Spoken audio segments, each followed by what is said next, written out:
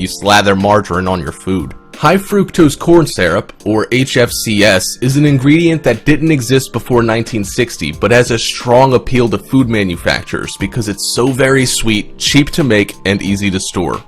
According to David Zinczenko in the ABS diet, the human body doesn't have a shutoff switch for HFCS the way it does with real sugar. This leads us to keep drinking a cola or eating sweet treats long after we would have stopped if they were naturally sweetened. Those who pay attention to what they eat may have noticed high fructose corn syrup creeping into an alarming number of foods in the supermarket aisle. Corn subsidies and other trends have pushed this relatively unhealthy substance into many of the general food groups that we shop for on a regular basis. Here are some of the popular food and drink items that contain high fructose corn syrup, an element with a lot of sugar that has been known to contribute to diabetes and other conditions when eaten in excess. Soft drinks are packed with HFCS. It's no surprise to most of us that soda is chock full of high fructose corn syrup. To those who aren't used to the drink, the stuff can be almost sickeningly sweet. Even diet varieties can have a large amount of this sweetener.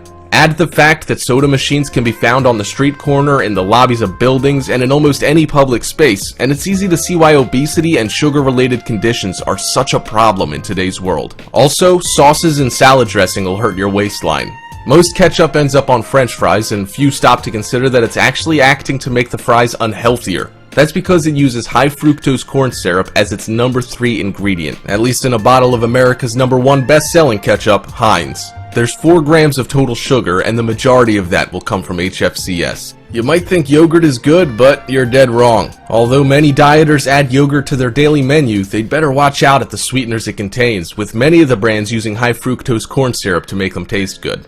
Going with a light version of yogurt no doubt means you're getting an artificial sweetener, which can be just as bad. Pay extra attention to processed snacks too. There are other items that the average consumer wouldn't think of as HFCS candidates. Look at the labels for things like breaded meats or processed potato items and make sure that the sweetener is not lurking somewhere on that label.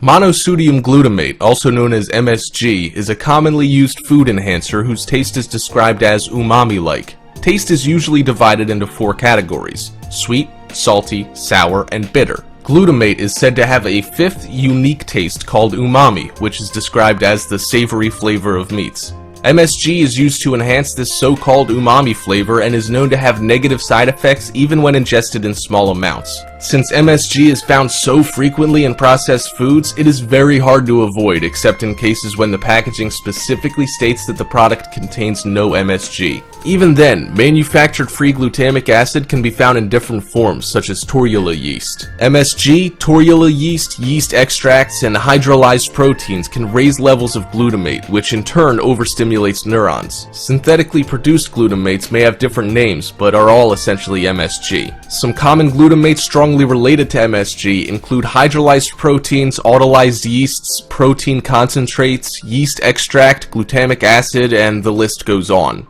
These glutamates can be found in very common grocery items such as low-fat yogurt, canned soups, chips, and most ranch and cheese-flavored foods. In a 2014 study published in Life Science, researchers found that young rats treated with MSG were more susceptible to developing anxiety and depressive behaviors. Examples of food rich in MSG are vegan breakfast